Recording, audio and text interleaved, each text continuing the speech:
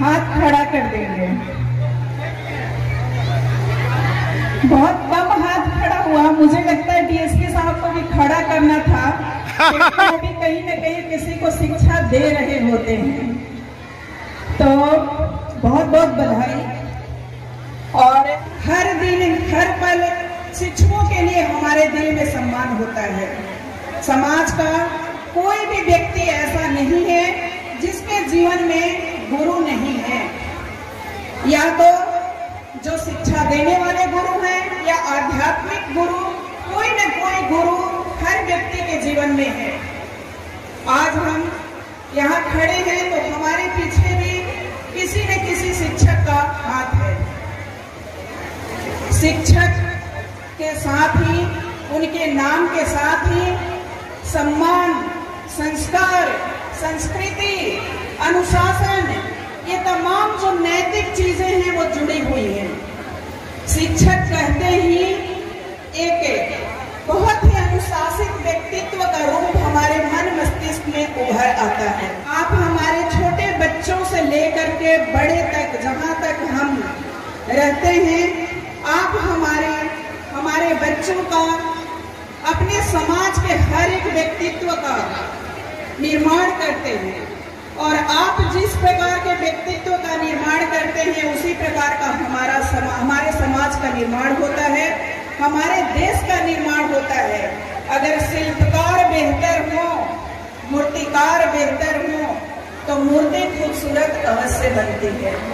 और आप वो शिल्पकार हैं जो मूर्ति का निर्माण करते हैं, शिल्पकार हैं जो अपनी शिल्प पे गर्व महसूस करते हैं। और जब आपकी मूर्ति खूबसूरत बनकर तैयार होती है तो सबसे ज्यादा खुशी आपको ही होती है।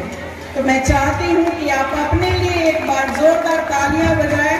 बच्चे, मैं चाहती हूँ कि सम्मान में इतनी जोरदार तालियां बजाओ कि पूरा दाऊद नगर को सुनाई दे।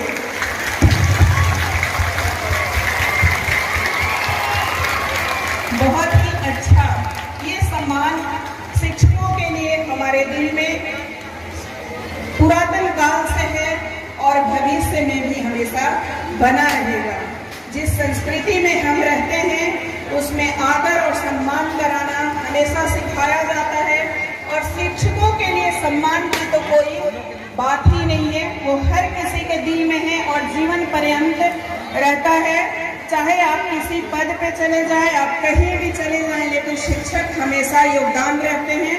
तो ऐसे शिक्षकों के लिए आज का दिन जो डेडिकेटेड है, मैं बहुत बहुत बधाई देती हूँ। तो डेडिकेटेड होकर बातें जरूर सुन लो, जो गेस्ट आए हैं और जो लोग आए हैं या जो आपके शिक्षक अभी यहाँ बताएंगे। तो प्रिंसिपल साहब आकर बोले, स्माइल करो, चेहरे पे मुस्कान कायम करो। बहुत ही अच्छी बात इन्होंने कही कि चेहरे पे मुस्कान कायम रखो। ये न सिर्फ बच्चों के लिए, न सिर्फ ये गाने वाले लोगों के लिए है, बल्कि ये संदेश हर व्यक्ति के लिए है कि अपने चेहरे पे मुस्कान कायम रखें। क्या चेहरे पे मुस्कान कायम रखना इतना आसान है? बिल्कुल नहीं, बहुत मुश्किल है चेहरे पे मुस्कान। चेहरे पे मुस्कान कायम करना है तो आपको अपना कर्तव्य करना होगा। एक बेटे के रूप में, एक बेटी के रूप में, एक छात्र के रूप में, या फिर जब आप एक समाज के नागरिक बनेंगे तो जो आपका कर्तव्य होगा, उस कर्तव्य को अगर आप सही तरीके से पूरा करेंगे तभी आपके चेहरे पे मुस्कान कायम रहेगी। अन्यथा वो चेहरे की मुस्कान गायब हो जाएगी। किसी से मारपीट करके आते हैं, गाली गलौज करके आते हैं, क्या उनके चेहरे पे मुस्कान कायम रहती है? किसी से लड़ाई करने के बाद मुस्कान कायम रहती है? मम्मी पापा की बात नहीं मानने पे मुस्कान कायम रहती है? तो इस चेहरे पे मुस्कान कायम रखना है तो अपने कर्तव्य पथ से भीगना नहीं है। ये मुस्कान कायम करने के लिए जो यहाँ बड़े लोग हैं उनके लिए भी है कि चेहरे पे मुस्कान कायम करना बहुत मुश्किल है। अगर आप किसी को धोखा दे रहे हैं, अगर आप झूठ बोल रहे हैं, अगर आपके मन में काम, क्रोध, मद, लोभ है, तो कभी भी आपके चेहरे पे मुस्कान कायम नहीं हो सकती।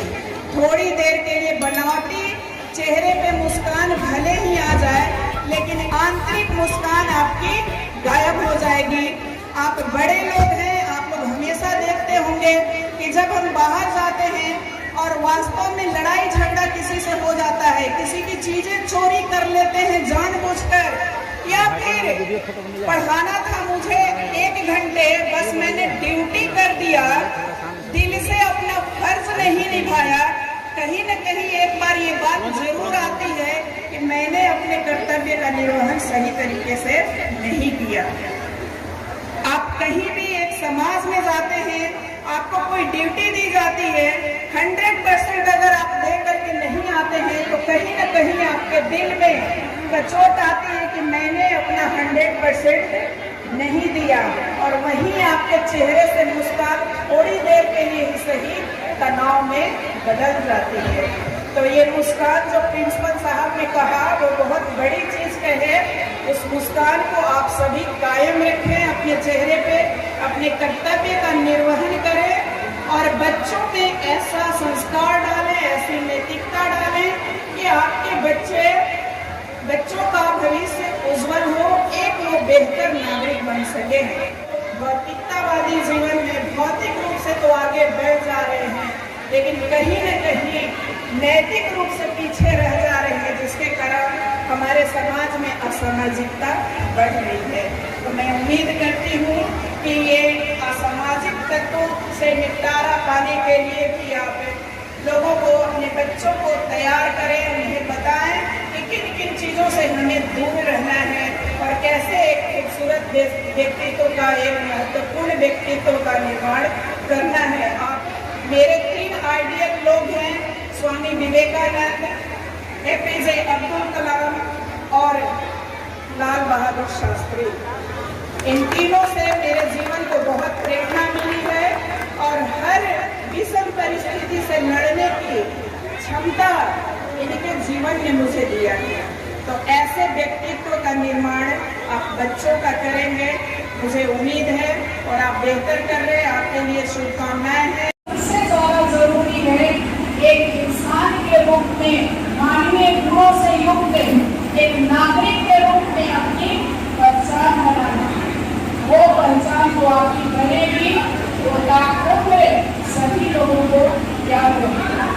लड़कियों के लिए मेरा ये संदेश है कि कभी भी गलत चीजों को स्वीकार नहीं करना है, चाहे कोई भी व्यक्ति हो। जहाँ आपको लगता है कि ये मेरे सम्मान के विरुद्ध कार्य हो रहा है या मेरे गरिमा के विरुद्ध कार्य हो रहा है, तुरंत उसका प्रतिकार आप कीजिए।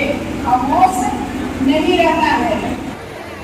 कि मेरे बारे में तुमको कौन बताया है, कैसे पता चला कि भगवान होते हैं, ईश्वर होते हैं? तो वो कबीरदास बताए, कि मेरे गुरु बताए। तो बोले कि जो मेरे बारे में जो बताए हैं वो हमसे भी महान हुआ, इसलिए जब भी भगवान और गुरु दोनों साथ में हो तभी गुरु को ही वंदना सबसे पहले करनी चाहिए। और इस पर उन्होंने दोहा भी लिखा कि गुरु गोविंद दो खड़े काठू लागो पाए, बलिहारी गुरुवाक ने गोविंद दियो दिखाए।